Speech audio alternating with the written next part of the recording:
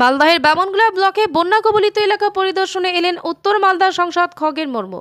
বামনগোলা ব্লকের গোবিন্দপুর মহেশপুর পঞ্চায়েত, বামনগোলা ব্লকের চাঁদপুর গ্রাম পঞ্চায়েতের নারায়ণপুর ও সোনঘাটে সহ ছোট পাথারি বিভিন্ন জায়গা পরিদর্শন করলেন। মাঝে বিস্তীর্ণ এলাকা জলমগ্ন হওয়ায় পিচের রাস্তা ভেঙে চুরে শেষ হয়ে গেছে। সেই সব জায়গায় পরিদর্শন করেন। এই বিষয়ে উত্তর মালদা বিজেপির সাংসদ খগেন মুর্মু বলেন, আমরা বামনগোলা ব্লকের গোবিন্দপুর মহেশপুর অঞ্চলের বিভিন্ন জায়গা পরিদর্শন করলাম। বিভিন্ন জায়গায় দেখা যাচ্ছে কোথাও রাস্তা কেটে গেছে, কোথাও আবার রাস্তার উপর দিয়ে বইছে জল। এই নিয়ে তিনি আরও বলেন, ছোট পাথারি এলাকায় যে সুইচ গেট রয়েছে সেখানে অল্প বৃষ্টিতে জলমগ্ন হয়ে পড়ে, তার ফলে নিকাশি ব্যবস্থা সমস্যার মুখে পড়তে হয়। বন্যার পরিস্থিতির জন্য বামনগোলা বিভিন্ন এলাকায় বিঘার পর বিঘা কৃষিজমি জলের তলায়, প্রচুর কৃষকদের ক্ষয়ক্ষতি হবার সম্ভাবনা রয়েছে। ছোট পাথারি এলাকায় জল নিকাশির জন্য বড় করে জল পাস করার জন্য ব্যবস্থা করা দরকার। তারপরে জল বেরিয়ে গেলে কোনো সমস্যা হবে না। এ বিষয়ে জেলা শাসকের সঙ্গে আলোচনা করা হবে বলে জানিয়েছেন উত্তর মালদা সাংসদ খগেন মুর্মু।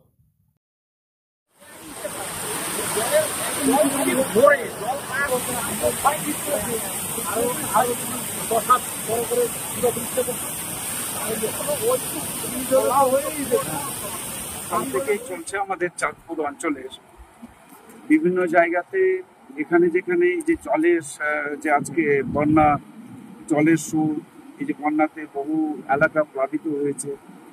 আমাদের চাষের জমি সমস্ত বন্যায় জলমগ্ন অবস্থায়, সমস্ত জমিগুলো আজকে ফসল নষ্ট হয়েছে। সমস্ত জায়গা আমরা পরিদর্শন করছি। আমার সাথে এখানে তো আমাদের এই চাঁদপুর গ্রাম পঞ্চায়েতের প্রধান আমাদের এখানে মানব উনিও আছেন, আমাদের মানব সরকার।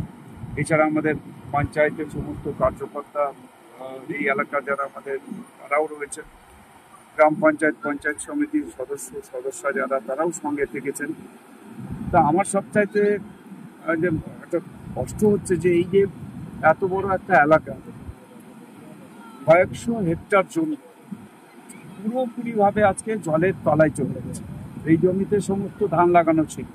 এই যে আমরা যেখানে দাঁড়িয়ে আছি, অ্যাকচুয়ালি আমরা এখানে এই বর্তলি এবং ছোট পাতাড়ির মাঝামাঝি এমন জায়গাতে এই যে ভাঙা, যেটা ভেঙে গেছে। আর গতবারও দেখেছি আমরা যেখানে দাঁড়িয়ে আছি এখান থেকে প্রায় 150-200 মিটার দূরে ওখানেও একটা ভাঙন হয়েছে। অর্থাৎ এই রাস্তাটা ইরিগেশন ডিপার্টমেন্ট থেকেই করছে। বারবার আমরা বলছি ইরিগেশন ডিপার্টমেন্টকে, ওরা এই রাস্তাটাকে ওরা যেভাবে একটা সার্ভে করে একটা জায়গা, যে জায়গাটাতে জল যায়, যাতে এরকম প্রতি বর্ষাতে যখন বর্ষায় জল বাড়ে, অতিবর্ষণে জল বাড়ে, বন্যা হয়, তাহলে সেই সময়তে যে যখন জল বাড়ছে ওই সময়তে যাতে আমরা এখান থেকে জলটাকে ইজিলি এই জায়গা থেকে আমরা এখান থেকে পাস করে দিতে পারি।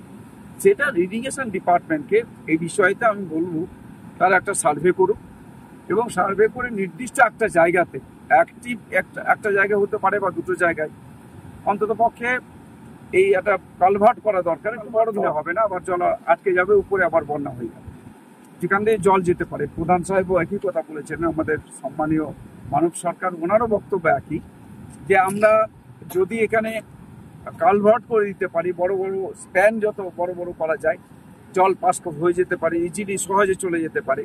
কেমন এই ইরিগেশন থেকে ওরা করেছে এখানে ছোট পাতাড়ির কাছে, এতে তো জল আটকে যাচ্ছে, ওভারফ্লো হচ্ছে না। আর যেখান দিয়ে জল পাস করবে, যে স্প্যানটা করা আছে ছোট, সুতরাং পুরো জলটা আবার ওভারফ্লো হয়ে উপরে চলে আসছে।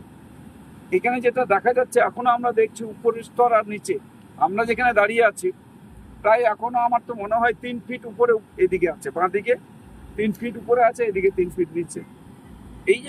এই যে অবস্থাটা, এটাকে হচ্ছে আমাদের ইরিগেশন ডিপার্টমেন্টকে ভালো করে সার্ভে করে তার একটা ডিপিআর তৈরি করতে হবে এবং তার ভিত্তিতে কাজ করা দরকার। সেটা আমরা কথা বলবো পরবর্তীতে, প্রধান সাহেব বলবেন, আমিও বলবো। আজকে সব জায়গায় পরিদর্শন করলাম, তো এই বিষয়তে পরবর্তীতে আমরা আবার ডিএম সাহেবের সাথেও কথা বলে এই ব্যাপারেতে আমরা আলোচনা করে কিভাবে এই সমস্যা থেকে মানুষকে রক্ষা করা যায়, মানুষের সমস্যা দূর করা যায়, সে বিষয়ে আমরা আলোচনা করবো এবং পরামর্শ দেব।